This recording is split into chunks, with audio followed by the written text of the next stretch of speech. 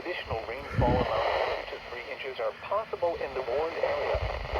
Flash flooding is ongoing or expected to begin shortly.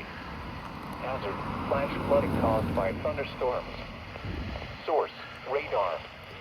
Impact: flash flooding of small creeks and streams, urban areas, highways, streets, and underpasses, as well as other poor drainage and low-lying areas. Some locations that will experience flash flooding include Franklinton and Mount Herman. Turn around. Don't drown when encountering flooded roads. Most flood deaths occur in vehicles. Be especially cautious at night when it is harder to recognize the dangers of flooding. Be aware of your surroundings and do not drive on flooded roads. Repeating, a flash flood warning has been issued until 12:45 a.m. Central Standard Time Sunday for the following parishes: